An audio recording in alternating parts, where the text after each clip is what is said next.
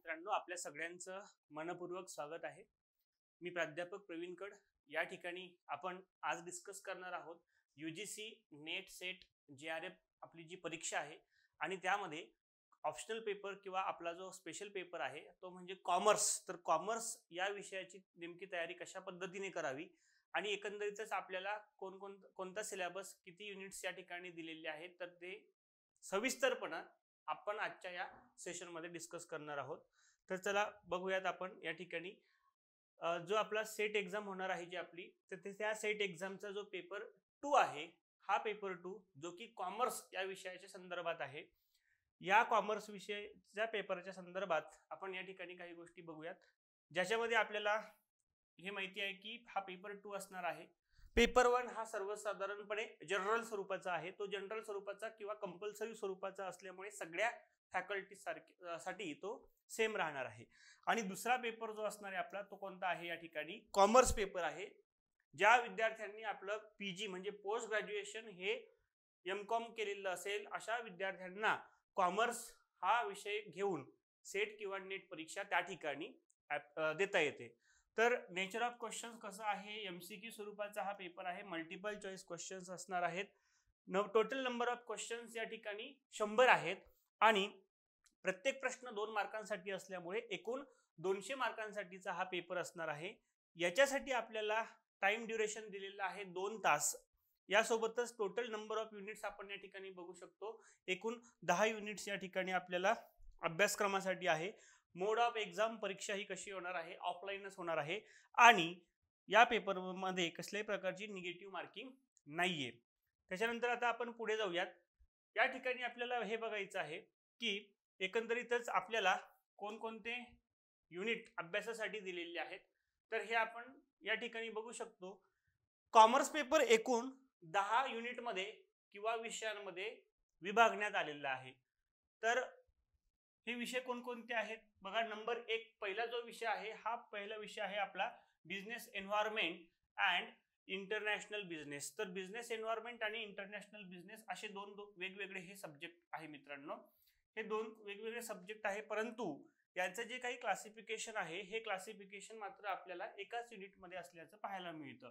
तर business environment हा एक वेगळा विषय आणि दुसरा कोणता आहे, इंटरनॅशनल बिझनेस. बिझनेस एन्व्हायरमेंटला आपण काय म्हणतो या ठिकाणी, व्यावसायिक पर्यावरण, आणि हे काय आहे, आंतरराष्ट्रीय व्यापार किंवा आंतरराष्ट्रीय व्यवसाय असं आपल्याला त्या ठिकाणी म्हणता येईल. तर हे 2 विषय आपल्याला युनिट नंबर 1 मध्ये अभ्यासायचे आहेत. दुसरं युनिट कोणतं आहे, दुसऱ्या युनिटचं नाव आहे अकाउंटिंग आणि ऑडिटिंग. म्हणजे युनिट नंबर 2 मध्ये अगेन वेगवेगळे 2 विषय आहेत. पहिला विषय कोणता असणार आहे, अकाउंटिंगचा, आणि दुसरा विषय कोणता आहे, ऑडिटिंगचा. तिसरं जे युनिट आहे हे आहे आपलं बिझनेस इकॉनॉमिक्स, व्यावसायिक अर्थशास्त्र जे आहे आपलं, या व्यावसायिक अर्थशास्त्राचा अभ्यास युनिट नंबर 3 मध्ये करायचा आहे.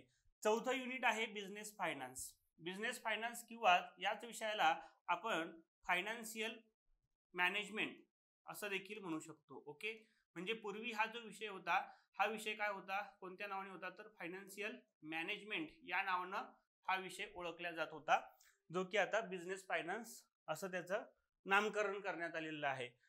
पाचवा विषय जो आहे आपला युनिट नंबर 5, ज्याच्यामध्ये आपल्याला बघायचं आहे business statistics and research methods. म्हणजेच जे आपलं युनिट नंबर 5 आहे, अगेन याच्यामध्ये आपल्याला 2 वेगवेगळ्या युनिट जे आहेत ते अभ्यासायला मिळतात या ठिकाणी. पहिलं म्हणजे स्टॅटिस्टिक्सचा अभ्यास करायचा आहे आणि दुसरं काय आहे, रिसर्च याचा अभ्यास करायचा आहे. त्याच्यानंतर युनिट नंबर 6 जे आहे आपलं, या युनिट नंबर 6 मध्ये परत 2 विषय आपल्याला अभ्यासायला या ठिकाणी मिळतात. पहिलं म्हणजे business management. Okay, business management हा विषय आहे आणि दुसरं कोणता आहे, ह्युमन रिसोर्स मॅनेजमेंट, BM आणि HRM असे हे ते 2 विषय आहेत. 7वं युनिट जे आहे हे आपलं बँकिंग आणि फायनान्शियल इन्स्टिट्यूशनच्या संदर्भात आहे, बँकिंग आणि फायनान्शियल इन्स्टिट्यूशन. युनिट नंबर 8 हे मार्केटिंग मॅनेजमेंट म्हणजे विपणन व्यवस्थापनाशी संबंधित आहे.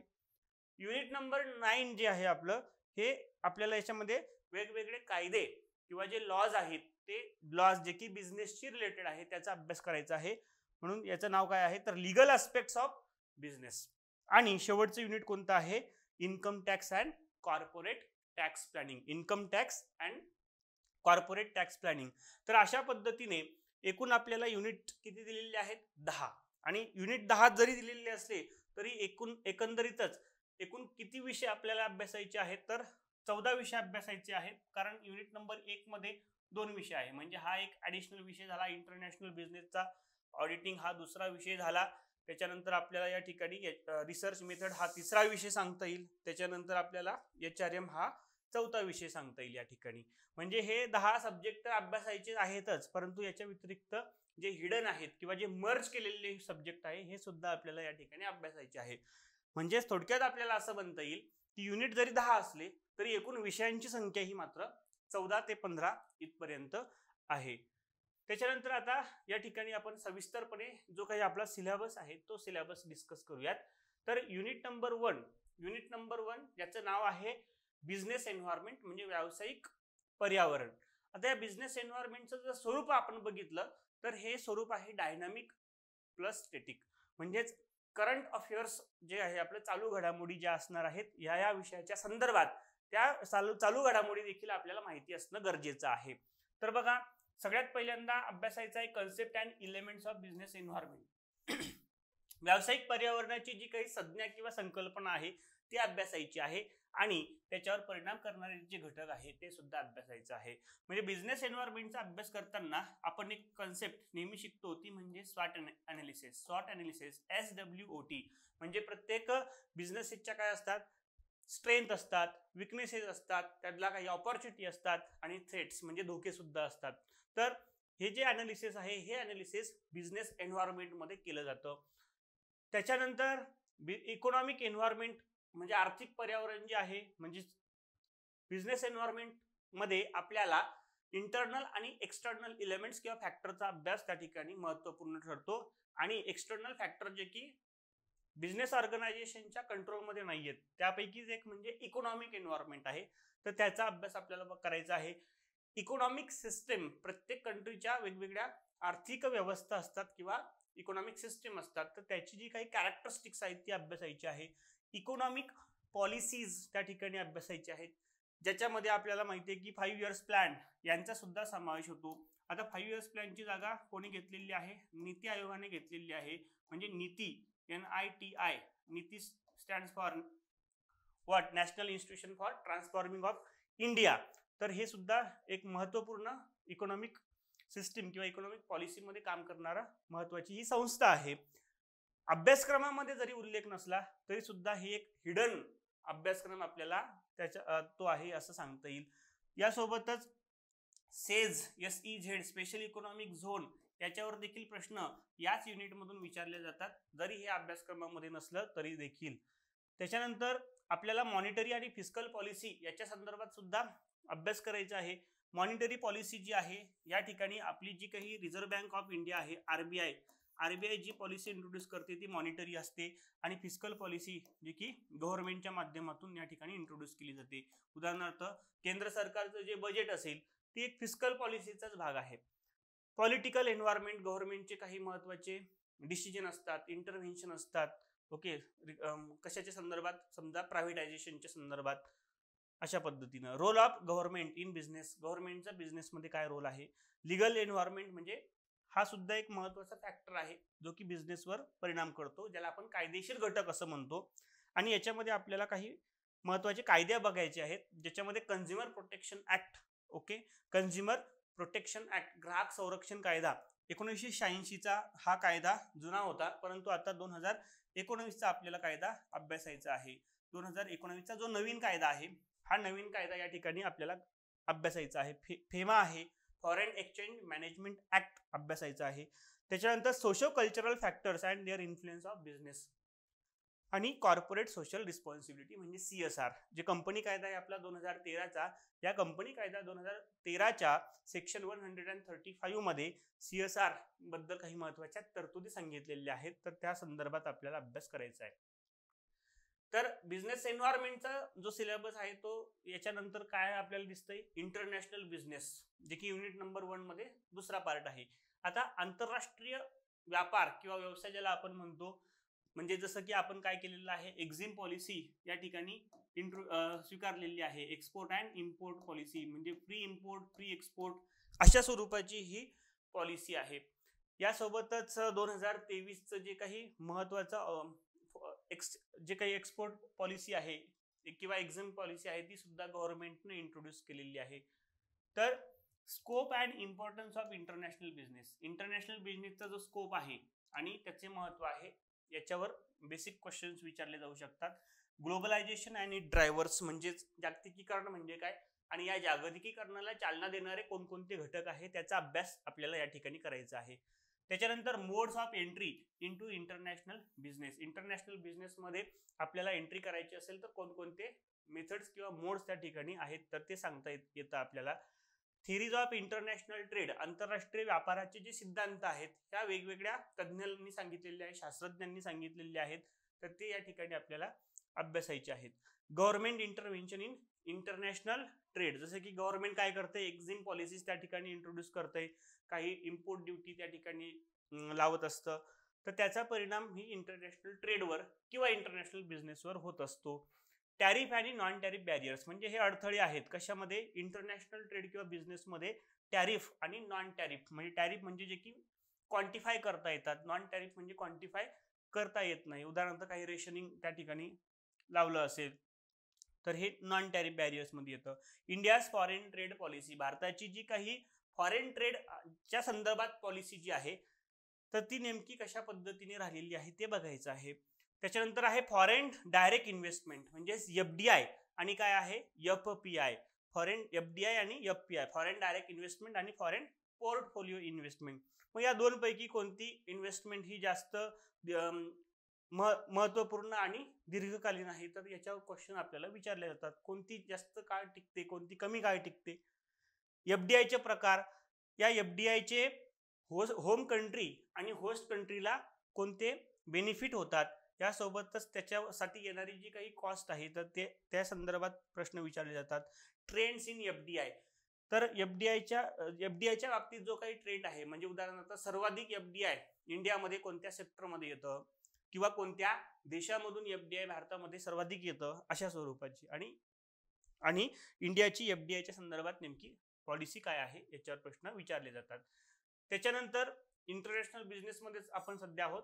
बॅलन्स ऑफ पेमेंट हा एक महत्वाचा पार्ट आहे. आता या बॅलन्स ऑफ पेमेंट मध्ये काय काय विचारलं जाणार आहे आपल्याला, importance and components of BOP. Okay, balance of payment म्हणजे त्या ठिकाणी visible and invisible goods and services यांचा एकत्रितपणे विचार केला जातो, दृश्य आणि अदृश्य वस्तू व सेवा. तर त्याचे इम्पॉर्टंट आणि कंपोनंट्स, रिजनल इकॉनॉमिक इंटिग्रेशन मध्ये levels of regional economic integration, trade creation and diversion effect.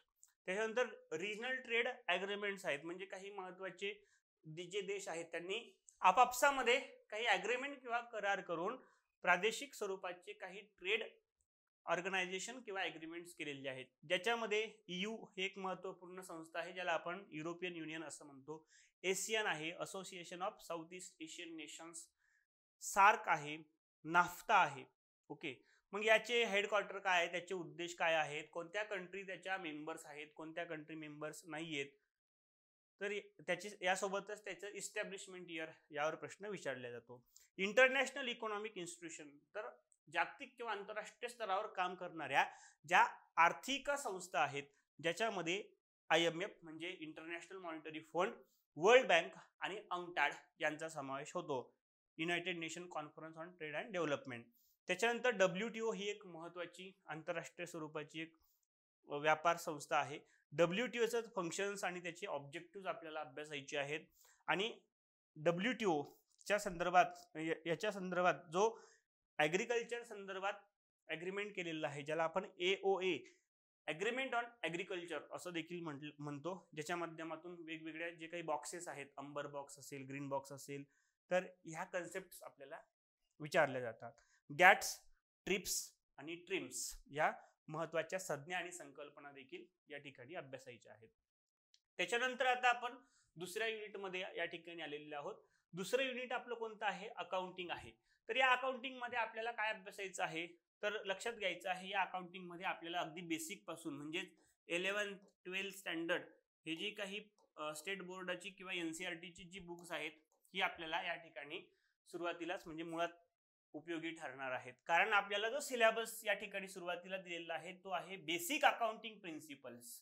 Okay, तर बेसिक अकाउंटिंग प्रिन्सिपल यासोबतच कन्सेप्ट्स आणि पोस्ट्युलेट्स, तर हे आपल्याला या ठिकाणी दिलेलं आहे. म्हणजेच debit, credit, golden rules of accounting, वेगवेगळ्या अकाउंटिंगच्या कन्सेप्ट्स आहेत, टर्मिनॉलॉजी आहे, बिझनेस एंटिटी कन्सेप्ट असेल, मनी मेजरमेंट असेल, कॉस्ट कन्सेप्ट असेल. ओके, या सगळ्या गोष्टी आपल्याला या 11वीच्या बुकमध्ये पाहायला मिळतात.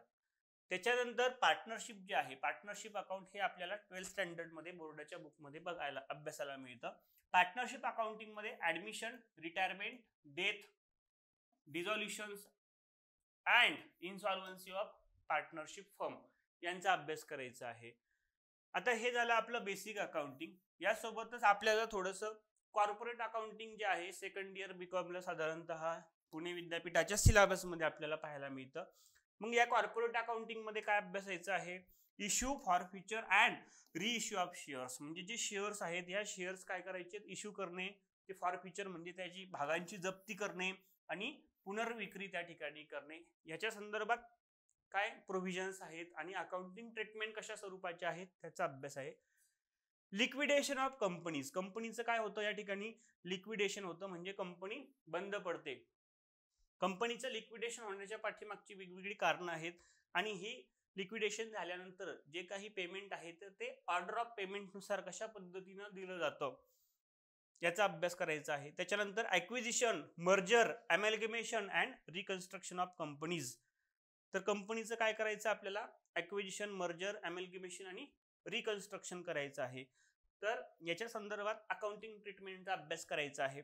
आणि नंतर काय आहे? कॉर्पोरेट अकाउंटिंगचाच भाग म्हणजे होल्डिंग कंपनी अकाउंटिंग. म्हणजे मोर दॅन 50% किंवा ॲटलिस्ट 51% त्या ठिकाणी एक कंपनी दुसऱ्या कंपनीवर नियंत्रण ठेवत असेल किंवा तिचे शेअर्स विकत घेत असेल तर ते होल्डिंग आणि सबसिडियरी असं त्या ठिकाणी दोन कंपन्यांचं रिलेशन तयार होतं.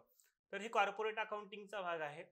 पुढे अकाउंटिंग मध्ये आपल्याला अभ्यासायचं आहे cost and management accounting. Okay, आता हे जे काही कॉस्ट आहे आणि मॅनेजमेंट अकाउंटिंग आहे म्हणजे साधारणतः एमकॉम लेवलचा हा सिलेबस या ठिकाणी कॉस्ट अँड मॅनेजमेंटच्या संदर्भात आपल्याला पाहायला मिळतो, ज्यामध्ये स्टडी करायचं आहे मार्जिनल कॉस्टिंग आणि ब्रेक इव्हन अनालिसिस. त्याच्यानंतर स्टँडर्ड कॉस्टिंग आहे बघा, बजेटरी कंट्रोल आहे, प्रोसेस कॉस्टिंग आहे. हे सगळं कशाचा पार्ट आहे? तर हा कॉस्टिंगचा पार्ट आहे. ऍक्टिव्हिटी बेस्ड कॉस्टिंग ज्याला आपण एबीसी म्हणतो, costing for decision making, life cycle costing, target costing, kaizen costing and JIT that is just in time. त्याच्यानंतर हा जो पार्ट आहे हा या ठिकाणी मॅनेजमेंट अकाउंटिंगचा पार्ट चालू होतो, फायनान्शियल स्टेटमेंट अनालिसिस, ज्याच्यामध्ये आपल्याला ratio analysis, fund flow analysis आणि कॅश फ्लो अनालिसिस हे अभ्यास करायचा आहे. ह्युमन रिसोर्सेस अकाउंटिंग जे की अकाउंटिंग मधला एक नवीन कन्सेप्ट आहे. इन्फ्लेशन अकाउंटिंग आहे, इन्व्हायरमेंटल अकाउंटिंग आहे आणि Indian accounting standards and IFRS तर याचा आपल्याला अभ्यास करायचा आहे. त्याच्यानंतर पुढचा विषय या ठिकाणी आपल्याला त्याच्यामध्ये दिलेला आहे अकाउंटिंग अँड ऑडिटिंग असं म्हटलेलं आहे. आता ऑडिटिंग हा एक सेपरेट विषय आहे. ओके, अंकेक्षण असं आपण त्याला म्हणतो. तर अंकेक्षण हा एक स्वतंत्र विषय आहे जो की सर्वसाधारणपणे TY BCom मध्ये आपण अभ्यासत असतो. तर ऑडिटिंग काय आहे? ऑडिटिंग हे इंडिपेंडंट फायनान्शियल एक्झामिनेशन आहे. Independent financial examination of the financial statement. Independent financial audit म्हणजे ऑडिट कसं असणार आहे? या ठिकाणी इंडिपेंडंट असणार आहे, म्हणजे ती एक तटस्थ व्यक्ती असणार आहे, त्याच्या माध्यमातून ऑडिट केले जातं. Vouching, verification, valuation of assets and liabilities याच्या संदर्भात प्रोव्हिजन्स ऑडिटिंग मध्ये काय सांगितलंय ते बघायचंय. Audit of financial statements and audit report. तर ऑडिट रिपोर्ट, ऑडिटर जो आहे तो ऑडिट केल्यानंतर जो काही आपलं मत देतो ते म्हणजे ऑडिट रिपोर्ट आहे. ओके, त्याच्यानंतर कॉस्ट ऑडिट ही एक कन्सेप्ट बघायची आहे.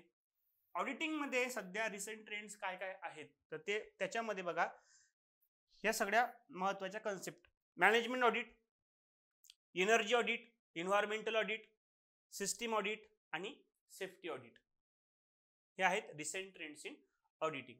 नंतर पुढे तिसरा विषय आहे बिझनेस इकॉनॉमिक्स. तर हा जो बिझनेस इकॉनॉमिक्स हा विषय आहे त्याला आपण व्यावसायिक अर्थशास्त्र असं म्हणतो.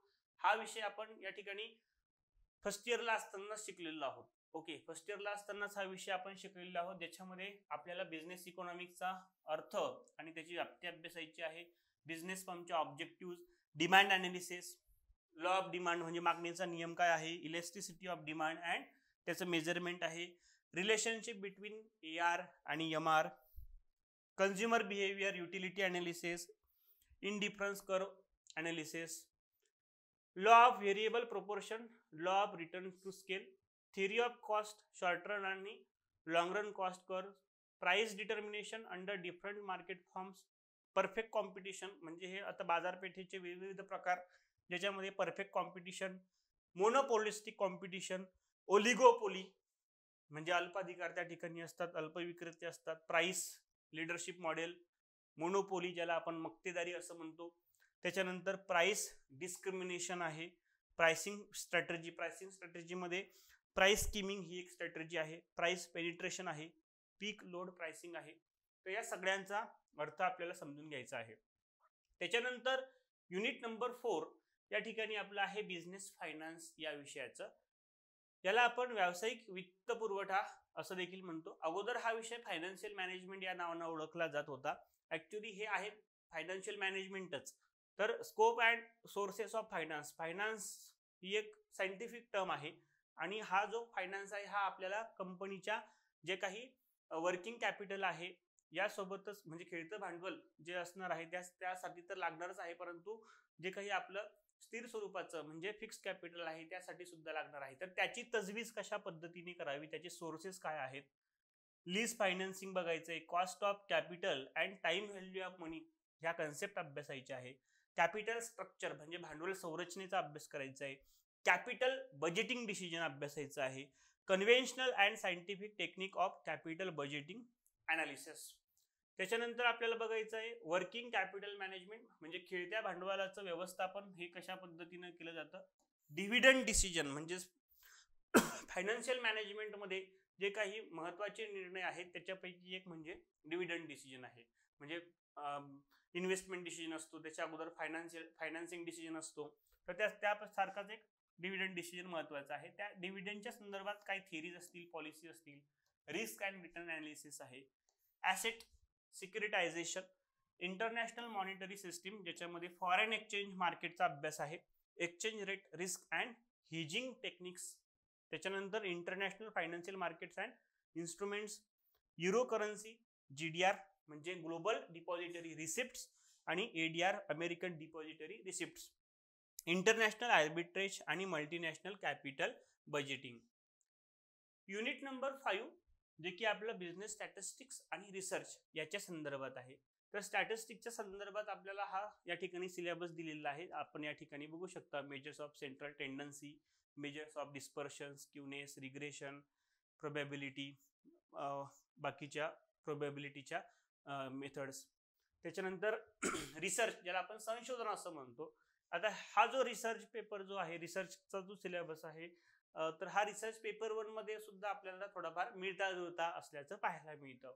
मग या रिसर्चचे कन्सेप्ट आणि त्याचे टाइप्स बघायचे. Research design, data collection and classification of data, sampling, estimation, concept method, sampling, probability and non probability method, sampling distribution, central limit theory, standard error, statistical estimation, hypothesis testing करत असताना ज्या काही वेगवेगळ्या टेस्टचा आपण वापर करतो, जसं की झेड टेस्ट आहे, टी टेस्ट आहे, इनोव्हा आहे, काय स्क्वेअर टेस्ट आहे, मॅन विटने टेस्ट आहे, ज्याला आपण यू टेस्ट असं देखील म्हणतात, क्रुसेल व्हॅलिस टेस्ट जी की H टेस्ट नावाने ओळखली जाते, रँक कोरिलेशन टेस्ट आणि त्याच्यानंतर शेवटचा आहे रिपोर्ट रायटिंग. तर हे आहे आपलं रिसर्चच्या संदर्भात. युनिट नंबर 6 ज्याच्यामध्ये अगेन 2 सब्जेक्ट आहे, एक म्हणजे बिझनेस मॅनेजमेंट आणि दुसरा कोणता आहे आपला human resource management. Business management मध्ये आपल्याला काय अभ्यासायचं आहे, मॅनेजमेंटची प्रिन्सिपल्स आणि फंक्शन्स.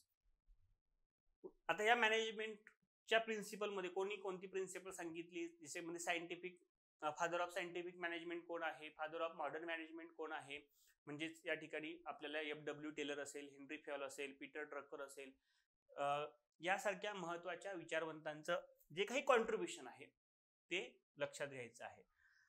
त्याच्यानंतर ऑर्गनायझेशन स्ट्रक्चर, ऑर्गनायझेशनचं जे काही स्ट्रक्चर आहे ज्याच्यामध्ये फॉर्मल आणि इनफॉर्मल ऑर्गनायझेशनचा समावेश होतो. स्पॅन ऑफ कंट्रोल ही एक महत्वाची टर्मिनॉलॉजी अभ्यासायची आहे. रिस्पॉन्सिबिलिटी आणि ऑथॉरिटी एकाच नाण्याच्या दोन बाजू. Delegation of authority and decentralisation. Motivation and leadership याच्यामध्ये आपल्याला मोटिवेशनच्या संदर्भात थिअरी अभ्यासायच्या आहेत, तसेच लिडरशिपच्या संदर्भात देखील महत्वाच्या थिअरी अभ्यासायच्या आहेत. मोटिवेशन मध्ये आपल्याला माहिती आहे की हर्झबर्गचा सिद्धांत आहे किंवा अब्राहम मास्लोचा नीड हायरार्ची थिअरी आहे. ओके. करिस्मॅटिक लिडरशिपचे वेगवेगळे मॉडेल आहेत. ऑटोक्रॅटिक मॉडेल असेल, त्याच्यानंतर डेमोक्रॅटिक मॉडेल असेल इत्यादी. कन्सेप्ट अँड थिअरीज याच्या संदर्भात आणि corporate governance and business ethics. तर ही एक या ठिकाणी आणखी महत्वाची गोष्ट आहे. कॉर्पोरेट गव्हर्नन्स आणि बिझनेस इथिक्सच्या संदर्भात अभ्यास करायचा आहे. HRM म्हणजे ह्युमन रिसोर्स मॅनेजमेंट मध्ये आपल्याला काय अभ्यासायचं आहे, तर HRMची कन्सेप्ट, त्याचा रोल आणि फंक्शन्स. ओके. मानव संसाधन व्यवस्थापनाची संकल्पना, त्याची भूमिका आणि महत्वाची कार्य अभ्यासायची आहे. याच्या ह्युमन रिसोर्स प्लॅनिंग अभ्यासायचं आहे. रिक्रुटमेंट आणि सिलेक्शन या कन्सेप्ट आणि त्याच्यामध्ये असलेला फरक. ट्रेनिंग आणि डेव्हलपमेंट या कन्सेप्ट आणि या दोघांमध्ये असलेला फरक अभ्यासायचा आहे. सक्सेशन प्लॅनिंग ज्याला आपण उत्तराधिकारी नियोजन असं म्हणतो. कंपेन्सेशन मॅनेजमेंट, त्याच्यानंतर job evaluation, incentive, fringe benefits हे अभ्यासायचं आहे. परफॉर्मन्स अप्रेझल ज्याच्यामध्ये काय आहे 360 डिग्री परफॉर्मन्स अप्रेझल इन्क्लूड असणार आहे. कलेक्टिव्ह बार्गेनिंग आणि workers participation in management. Personality, आता हा जो भाग आहे या ठिकाणी पर्सनॅलिटी पासून, तर हा ऑर्गनायझेशनल बिहेवियरचा एक अभ्यास, ऑर्गनायझेशनल बिहेवियर मध्ये विशेषत्वांना अभ्यासला जातो. म्हणजेच या युनिटमध्ये business management, human resource management आणि ऑर्गनायझेशनल बिहेवियर अशा 3 विषयांचा समावेश होत असल्याचं आपल्याला पाहायला मिळतं. तर मग पर्सनॅलिटीमध्ये काय आहे, perception, attitude, emotions, group dynamics, power आणि politics, conflict and recognition, stress management, organisational culture आहे, organisational development and organisational change. तर हा जो सिलेबस आहे हा ऑर्गनायझेशनल बिहेवियर मध्ये कव्हर होतो. त्याच्यानंतर unit number 7 banking and financial institution. Again हे या ठिकाणी static plus current affair oriented असा हा अभ्यासक्रम आहे. कारण आपल्याला माहिती आहे अर्थव्यवस्थेमध्ये दररोज काही ना काहीतरी घडामोडी घडत असतात. बँकांची महत्वाची भूमिका त्याच्यामध्ये असते. त्याच्यात विशेषत्वानं RBI महत्वाचा रोल प्ले करते. मग RBIची जी काही मॉनिटरी पॉलिसी आहे त्याचा एकंदरीतच बँकिंग सेक्टरवर आणि आपल्या अर्थव्यवस्थेवर होणारा परिणाम याच्या संदर्भात आपल्याला सर्वसाधारण जाणीव असणं गरजेचं आहे. Overview of Indian financial system, types of bank, commercial bank, regional rural bank ज्याला RRB असं म्हणतात, foreign bank, cooperative bank, reserve bank of India याचं फंक्शन अभ्यासायचं आहे. रोल, मॉनिटरी पॉलिसी कशा पद्धतीने ते मॅनेजमेंट करते आणि मॉनिटरी पॉलिसीसाठी एक वेगळी कमिटी त्या ठिकाणी इस्टॅब्लिश करण्यात आलेली आहे, तर त्याचं कंपोजिशन सुद्धा आपल्याला माहिती असणं गरजेचं आहे. Banking sector reforms in India, भारतामध्ये बँकिंग सेक्टरमध्ये काय काय रिफॉर्म झालेले आहेत तर ते सुद्धा बघायचं आहे. कोणकोणत्या कमिटीज कोणाच्या अध्यक्षतेखाली त्या ठिकाणी नेमण्यात आलेले आहेत. बेसल नॉर्म्स आहेत बघा, रिस्क मॅनेजमेंट, NPA म्हणजे नॉन परफॉर्मिंग ॲसेट त्याचं मॅनेजमेंट, फायनान्शियल मार्केट्स ज्याच्यामध्ये मनी मार्केट आणि कॅपिटल मार्केट याचा अभ्यास करायचा आहे. गव्हर्नमेंट सिक्युरिटी मार्केट आहे, financial institutions, development finance institution DFIs, non banking financial companies NBFCs, mutual fund आणि पेन्शन फंड हा अभ्यासक्रम आहे आपल्याला बँकिंग आणि फायनान्शियल इन्स्टिट्यूशन्स मध्ये. यासोबतच पुढे काय सांगितलंय ज्यामध्येच आपल्याला अजून पुढे अभ्यासायचं आहे फायनान्शियल रेग्युलेटर्स इन इंडिया. तर भारतामध्ये फायनान्शियल रेग्युलेटर्स या ठिकाणी कोण महत्वाची भूमिका बजावते, ज्याच्यापैकी RBI म्हणजे रिझर्व्ह बँक ऑफ इंडिया ही एक आहे. Financial sector reforms including financial inclusion, digitisation of banking and other financial services. म्हणजे याच्यामध्येच आपल्याला करंट अफेअर्स मध्ये काय मुद्दा सांगता येईल की डिमॉनिटायझेशन हा सुद्धा एक महत्वाचा विषय त्या ठिकाणी आपला बनू शकतो अभ्यासक्रमासाठी. इंटरनेट बँकिंग आहे, mobile banking, digital payment system and insurance हा एक नवीन पार्ट या ठिकाणी ऍड करण्यात आलेला आहे, जो की एक सेपरेट याच्यामध्ये आपल्याला काही पॉइंट बघायचे आहे. टाइप्स ऑफ इन्शुरन्स, इन्शुरन्सचे वेगवेगळे प्रकार, ज्याच्यामध्ये लाईफ इन्शुरन्स आणि नॉन लाईफ इन्शुरन्सचा समावेश होतो. रिस्क क्लासिफिकेशन अँड मॅनेजमेंट आहे बघा. Factors limiting the insurability of risk, reinsurance. त्याच्यानंतर आहे रेग्युलेटरी फ्रेमवर्क ऑफ इन्शुरन्स, ज्यामध्ये इरडा म्हणजे इन्शुरन्स रेग्युलेटरी डेव्हलपमेंट अथॉरिटी आणि तिचा काय महत्वाचा रोल आहे ते अभ्यासायचं आहे. युनिट नंबर 8 मार्केटिंग मॅनेजमेंट म्हणजे विपणन व्यवस्थापन. तर हा विषय या विषयाची जी काही व्याप्ती आहे ही व्याप्ती थोडीशी जास्त आहे इतर विषयांच्या तुलनेमध्ये. तर मार्केटिंग मॅनेजमेंट मध्ये काय शिकायचं आहे, मार्केटिंगची कन्सेप्ट शिकायची आहे आणि त्याचे अप्रोचेस शिकायचे आहेत. मार्केटिंगच्या डेफिनेशन्स अभ्यासायचे आहेत आणि यासोबतच अप्रोचेस मध्ये म्हणजे उदाहरणार्थ प्रोडक्शन कन्सेप्ट पासून सोसायटल मीडिया कन्सेप्ट काय आहे किंवा सोसायटल मार्केटिंग कन्सेप्ट काय आहे, तर ह्या म्हणजे त्याच्या अप्रोचेस आहे. मार्केटिंग चॅनल्स आहे बघा, marketing mix, strategic marketing planning, market segmentation, targeting and positioning, product decision आहे त्याची concept, product line, product mix decision, product life cycle म्हणजे प्रत्येक प्रोडक्टला काय असते त्याची लाईफ सायकल असते, ज्याला आपण उत्पाद जीवनचक्र असं म्हणतो, ज्यामध्ये इंट्रोडक्शन, ग्रोथ, मॅच्युरिटी, डिक्लाइन या काही महत्त्वाच्या स्टेप्सचा समावेश होतो. New product development, pricing decision, factors affecting price determination, pricing policies and strategies. यासोबतच प्रमोशन डिसिजन म्हणजे ज्याच्यामध्ये आपल्याला माहिती आहे 4 P's of marketing, product, price, place, promotion याच्या संदर्भात अभ्यास आहे. तर प्रमोशन डिसिजन मध्ये काय आहे, role of promotion in marketing, promotion in methods, advertising, personal selling, publicity, sales promotion tools and techniques, promotion mix. Distribution decision मध्ये चॅनल्स ऑफ डिस्ट्रीब्युशन आहेत, चॅनल्स मॅनेजमेंट आहे, consumer behaviour, consumer buying process, factors influencing consumer behaviour decision, service marketing हा एक अभ्यासक्रम आहे. Trends in marketing, marketing मध्ये जो काही रिसेंट ट्रेंड चाललेला आहे ज्यामध्ये social marketing, online marketing, green marketing, direct marketing, rural marketing यांचा समावेश होतो. यासोबतच CRM म्हणजे कंझ्युमर रिलेशनशिप मॅनेजमेंट ही कन्सेप्ट अभ्यासायची आहे आणि लॉजिस्टिक मॅनेजमेंटचा स्टडी सुद्धा करायचा आहे. युनिट नंबर 9 जे की कायद्याच्या संदर्भात आहे. तर हा विषय एक थोडासा कायदेशीर स्वरूपाचा असल्यामुळे याच्यामध्ये महत्त्वाचे सेक्शन्स आपल्याला माहिती असणं गरजेचे आहेत. काही महत्त्वाच्या डेफिनेशन्स ज्या काही केलेल्या आहेत कायद्यात त्या माहिती असणं गरजेचं आहे. तर हा अभ्यासक्रम म्हणजे या ठिकाणी फॅक्च्युअल स्वरूपाच्या बऱ्यापैकी आहे आणि व्यवस्थित आपला अभ्यास असेल तर सगळे मार्क्स आपण या ठिकाणी घेऊ शकतो. आता याच्यामध्ये वेगवेगळे कायदे दिलेले आहेत बघा, ज्याच्यामध्ये सगळ्यात महत्त्वाचा कायदा आहे इंडियन कॉन्ट्रॅक्ट ऍक्ट 1872 म्हणजे भारतीय करार कायदा 1872. याच्यामध्ये आपल्याला elements of valid contract, capacity of parties, free consent, discharge of contract, breach of contract and remedies against breach, quasi contracts यांचा समावेश आपल्याला या ठिकाणी दिलेला आहे, जो की इंडियन कॉन्ट्रॅक्ट ऍक्ट 1872. याच्याच काही प्रोव्हिजन ज्या की स्पेशल कॉन्ट्रॅक्ट्स म्हणून या ठिकाणी मेन्शन केलेले आहेत. Contracts of indemnity and guarantee, indemnity म्हणजे या ठिकाणी नुकसान भरपाई आहे. त्याच्यानंतर contract of bailment and pledge म्हणजेच या ठिकाणी बेलमेंटच्या संदर्भात जे काही कॉन्ट्रॅक्ट्स आहेत तर ते बघायचे आहेत. बेलमेंट म्हणजे त्या ठिकाणी काय आहे, एखादी वस्तू निक्षेपावर देणं, ओके, म्हणजे एखादा उद्देश पूर्ण करण्यासाठी देणं आणि ती उद्देश पूर्ण झाल्यानंतर परत घेणं, त्याला बेलमेंट असं म्हणतात. आणि कॉन्ट्रॅक्ट ऑफ एजन्सी हे आहे आपल्याला कॉन्ट्रॅक्ट ऍक्ट मध्ये शिकायचं. त्याच्यानंतर सेल ऑफ गुड्स ऍक्ट 1930 हा सुद्धा एक पूर्वीच्या काळामध्ये म्हणजे 1872च्या मध्येच हा कायदा होता, जो की ज्याच्यामध्ये सेलच्या संदर्भात प्रोव्हिजन होत्या. मात्र 1930 मध्ये हा स्वतंत्र कायदा करण्यात आला, ज्याचं नाव आहे वस्तू विक्री कायदा 1930. यामध्ये आपल्याला अभ्यासायचं आहे sale and agreement to sale याच्यामध्ये असलेला डिफरन्स आणि doctrine of caveat emptor. Doctrine of caveat emptor म्हणजे काय, खरेदीदारांना सावध असावं, खरेदीदारांना सावध असावं, okay. Rights of unpaid seller and rights of buyers.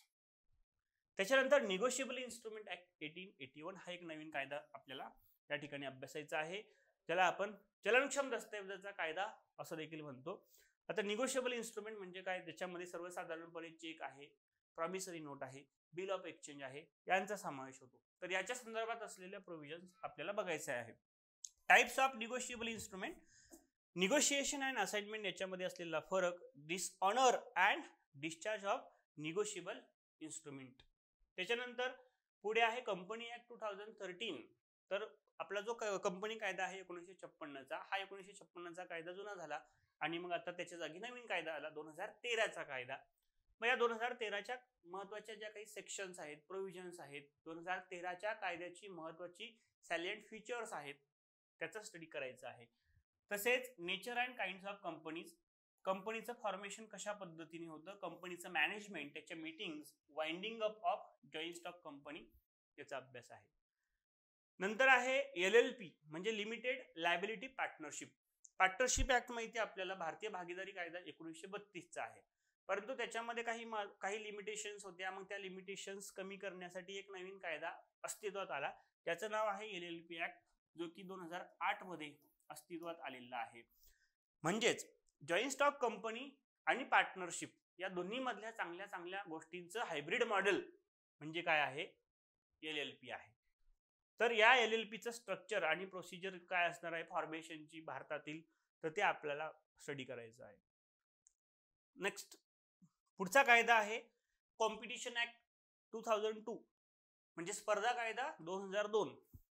MRTP act 1969 ची जागा कॉम्पिटिशन ऍक्ट 2002 ने घेतलेली आहे. म्हणजे पूर्वी काय होतं, मोनोपोलीला रेग्युलेट करणं, रिस्ट्रिक्ट करणं हे होतं, परंतु आता हेल्दी कॉम्पिटिशनला चालना देणं हे महत्वाचं ऑब्जेक्टिव्ह या कॉम्पिटिशन ऍक्टचं आहे. यासोबतच ग्राहकांच्या हिताचं रक्षण करणं हे सुद्धा त्याचं ऑब्जेक्टिव्ह आहे. तर याच्या ऑब्जेक्टिव्ह आणि मेन प्रोव्हिजन्स आपल्याला अभ्यासायचे आहेत. नेक्स्ट महत्वाचा कायदा आहे द इन्फॉर्मेशन टेक्नॉलॉजी ऍक्ट 2000 म्हणजे माहिती तंत्रज्ञान कायदा 2000.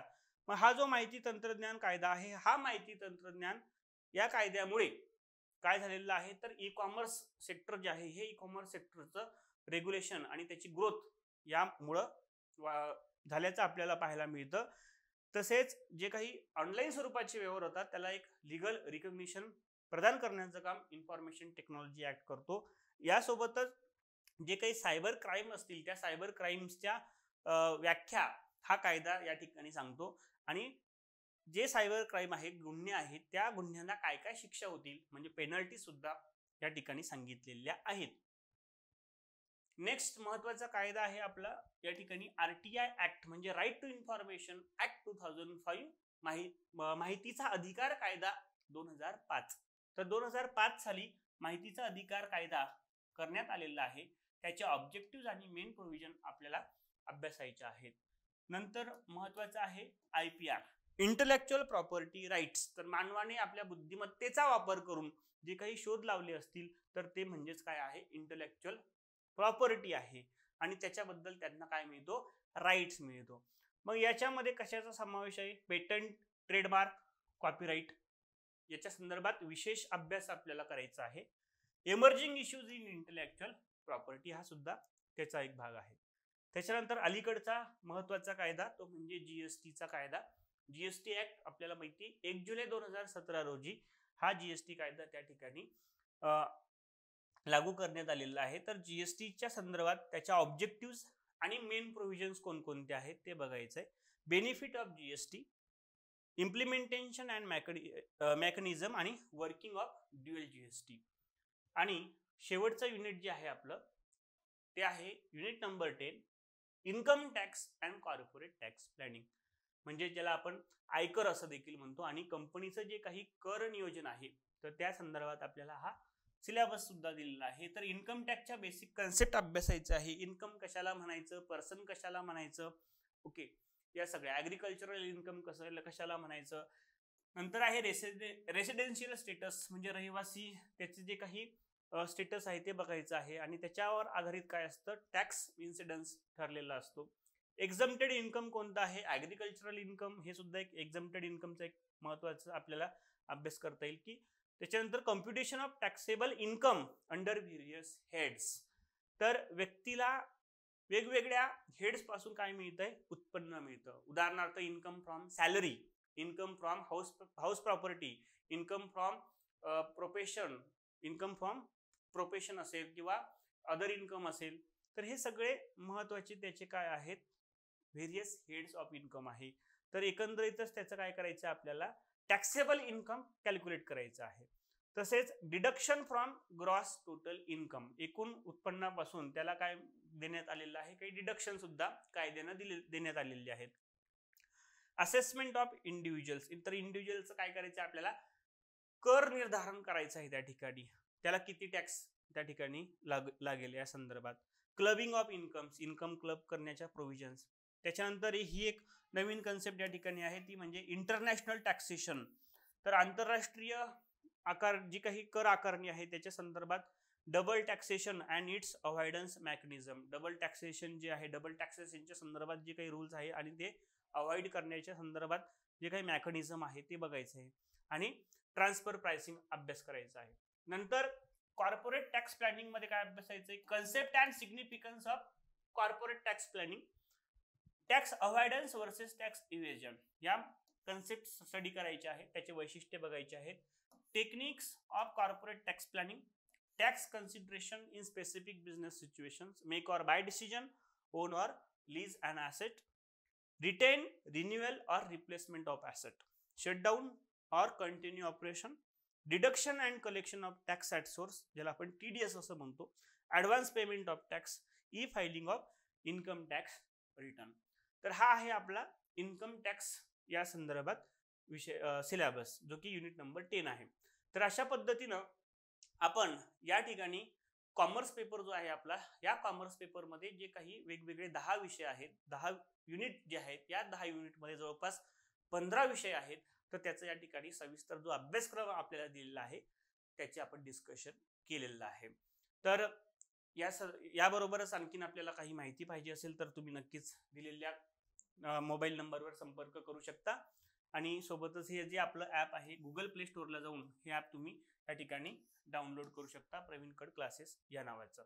ओके, तर आणखीन कुणाला काही शंका असतील तर तुम्ही नक्कीच त्या आपल्याला विचारू शकता. यानंतरच्या लेक्चरमध्ये आपण कॉमर्स पेपरमध्ये सेट परीक्षेत मागील वर्षी प्रत्येक युनिट वाईज नेमके किती प्रश्न विचारले होते आणि यासोबतच कशा स्वरूपाचे प्रश्न विचारले होते त्याचं थोडक्यात ॲनालिसिस बघूयात. या ठिकाणी आपण थांबूयात. थँक्यू.